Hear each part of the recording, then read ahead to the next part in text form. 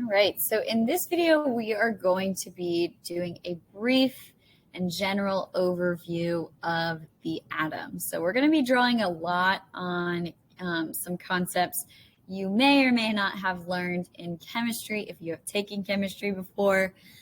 So we will be introducing this concept of the atom, and then we will get to its applications in future videos. So let's go ahead and get started here.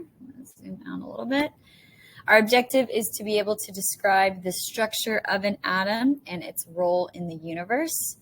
And our essential question is that you all should be trying to answer at the end of this video in a 1 to 2 sentence summary is simply, what is an atom and how is it structured? And I'm also realizing I accidentally put a question mark here for the objective instead of a statement.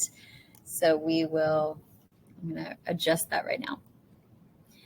All right, so we have talked a lot about mass in physics, and mass being a measure of how much space an object takes up. Now, keep in mind, when we talk about any of these objects, we are really talking about a form of matter. So our first vocabulary term we're going to be learning today is really just the definition of matter. And it is simply any substance, anything that takes up space in the universe. So a substance that has a mass, it takes up a certain amount of space. That is matter. Okay, so it could take up a lot of space. It could be a very large substance or object, or it could take up very little space and be a very small substance or particle even. So when we talk about atoms, what we are really describing, and atoms have always been referred to as this, is just the building block of matter. So they are one of the smallest particles of matter. They take up very, very little space, and they allow us to build all these substances that we see around. So, for example, all right, I've got an oxygen atom, which is a type of atom, and I've got 2 hydrogen atoms.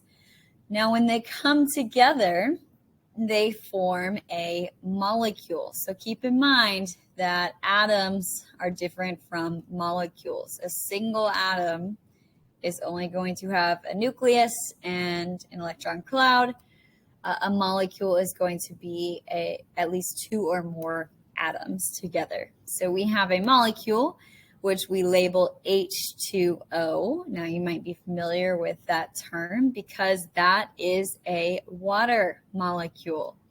Now when we have a lot of these water molecules, they come together and create the substance we know as water. Now these water molecules could come together and create liquid form of water. They could also come together and create the solid form of water, which is ice. Or they could create the gas form of water, which is water vapor. But all in all, it is still made up with the same molecules, and that's these H2O molecules, which are made up of 3 atoms total each.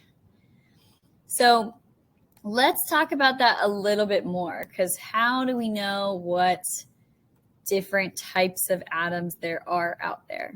We can figure this out through something called the periodic table. So this is a really great tool. You might have seen one in a science classroom before, right? So I've already pointed out that hydrogen is on the periodic table. It is what we call an element, meaning that elements are naturally occurring substances in our universe, and they are pure, meaning that a certain amount of oxygen gas is only going to have oxygen atoms in there. So these are where we understand this periodic table of elements. These different types of elements that we have in our universe are what allow us to understand the different types of atoms that are out there. So hydrogen and oxygen are both different types of atoms, but there's tons and tons of other elements on this periodic table as well, with their own different types of atoms. We've got helium, we've got carbon, we've got magnesium, chlorine, tons and tons of different elements, again, all with their own unique type of atom. So that is kind of how we use our periodic table here. Now, within each periodic table, you'll see a series of boxes, and within each box, we've got a couple important numbers I do want to point out. So the first one we have is what we call the atomic number. Now, this is, if we were to get rid of this label oxygen or even the periodic symbol of a capital O, and I just had an 8 there, that is unique to the atom of oxygen. I do not need this other information. If there's an 8 as the atomic number, I know that it's going to be an oxygen atom because it is the identity of the atom. Specifically, the atomic number gives us the number of protons in the atom. And again, every different type of atom is going to have a different number of protons. So that's also why we use that atomic number to identify atoms. If we understand the number of protons in an atom, that allows us to identify the type of atom that we are working with. Now, the atomic mass is a little bit different. This is the number on the bottom of each square in the periodic table, and it tells us the number of protons and neutrons in the atom.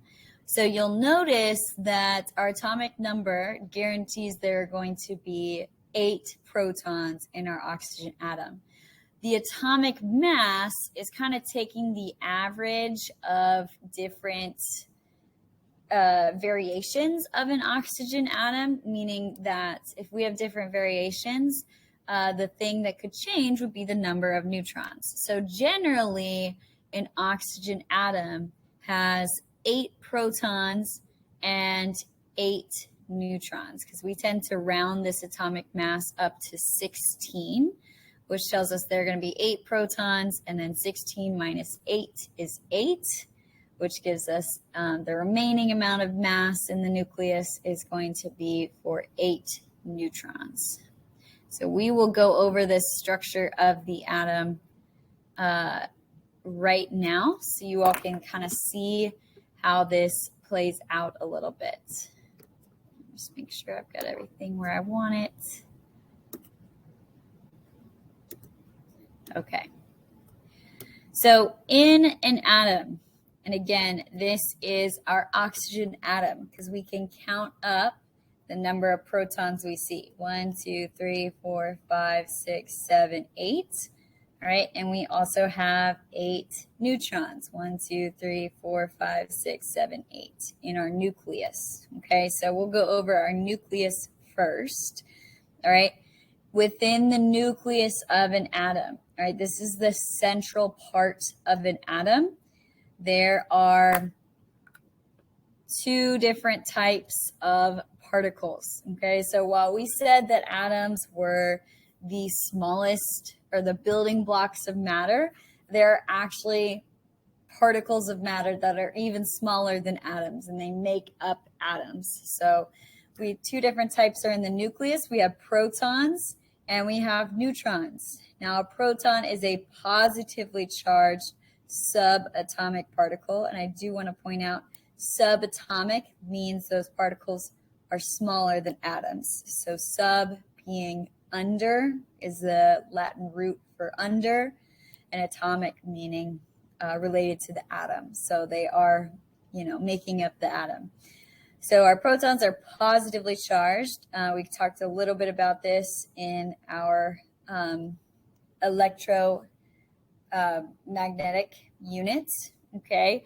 The mass of a proton is very, very small. It is 1.7 times 10 to the negative 27 kilograms.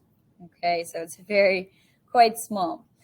The charge on a proton is positive 1.6 times 10 to the negative 19th coulombs.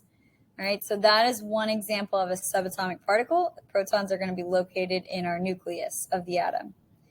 Now we also have neutrons. Neutrons are neutrally charged, meaning they are neither positive nor negative. They just have, their charge is zero. Okay, so their mass is actually the same as the mass of protons, which allows us to do some easy, quick calculations for finding the mass of an atom. So they are also 1.7 times 10 to the negative 27th kilograms. And the charge, again, on neutrons is zero. That's how we get the word neutrons, because they are neutral. They do not have a positive nor a negative charge. So that's our nucleus of the atom. Now, between these tiny, tiny particles, we actually have a particular force which holds them together, right? So we actually, you might wonder, right? We've talked about different types of forces in this class. And we know from our electrostatic unit, or in our electric force, that there is going to be some sort of positive attraction between the positively charged protons and the negatively charged electrons. So I will label that.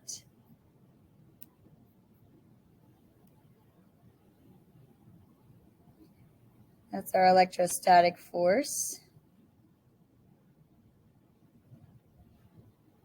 And it is attractive because it's positive and negative. Remember, opposites attract with this force. So we have to have some sort of force to overcome that electrostatic force. Otherwise, all of basically the nucleus of this atom would fly apart because these protons are being attracted to the electrons. So what we have here is what we call the strong nuclear force, and it is force between the protons and neutrons in the nucleus of the atom that holds the nucleus together. And it is super, super strong, keeping in mind that the electrostatic force can act in very long ranges, okay? So it doesn't matter how far away this electron is, it's that proton is still going to feel a force of attraction from that electron. So that strong nuclear force is literally one of the strongest forces we have in our universe, which is why we label it the strong nuclear force. All right, so we talked a little bit about the nucleus of an atom. Now on the outer parts of the atom, that's our electron range. Specifically, we call this part of the atom the electron cloud. The only type of particle that exists in the electron cloud is the electron. And it is basically all things opposite of our protons. It is negatively charged, and it has a charge of specifically negative 1.6 times 10 to the negative 19th coulombs. Notice how this is the same charge as the proton, only the proton is positive and our electron is negative. All right, but notice that the electron's mass is actually quite a bit smaller than our proton and neutron's masses. So our proton and neutron's masses are 1.7 times 10 to the negative 27. Whereas our electron's mass is 9.1 times 10 to the negative 31. So even though 9.1 is a bigger number than 1.7, I'm really looking at this exponent here to determine whether it is going to be a smaller number. And 10 to the negative 31st is much, much smaller than 10 to the negative 27th. So when we are calculating the mass of an atom, what we are really looking at is the mass of the nucleus. Our electrons are so small inside an atom that we can basically ignore any sort of space that they take up. Their mass is that small, and when we do our calculations, we can consider those electrons what we call negligible, basically meaning that we can ignore the mass of those electrons for our calculations. So that is all we have to go over today in this video. Again, just introducing this concept of atoms, how we can use the periodic table in our atoms. Last thing I do want to go over with our periodic table. We do have a certain amount of trends in our periodic table. So within our electron cloud, we have different energy levels, and we'll go over this a little bit more in the next video. But the closest energy level to the nucleus is energy level number 1. So those electrons are going to be kind of in this circular range closest to the nucleus. Our second energy level is energy level 2. And we'll have a couple more electrons be in energy level 2. Now, these energy levels will technically go all the way up to infinity. There's an infinite number of energy levels, but infinity is kind of hard to grasp for us. So we only go down a couple rows on the periodic table, but actually each row on the periodic table is going to indicate a new energy level in that atom where those electrons are residing. So this first row, the electrons are mostly residing on energy level 1, which we actually, our variable for that is an N. So these electrons in row number 1, that's our energy level 1. And then we go down, and those electrons in row, or those atoms in row number 2 are going to have electrons filling in as well in the energy level 2, and so on.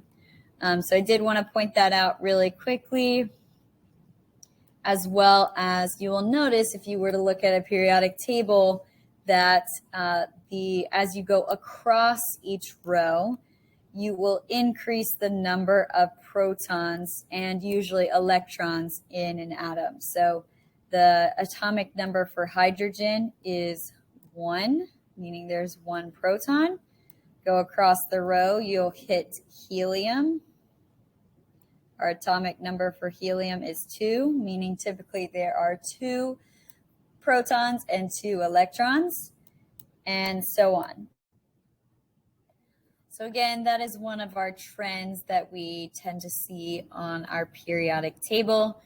I hope this gave you all a good overview of what to expect when we talk about atoms and their general structure. And again, please don't forget to write your 1 to 2 sentence summary at the end of your notes, answering our question about what is an atom and how is it structured. And we will talk about this more in class.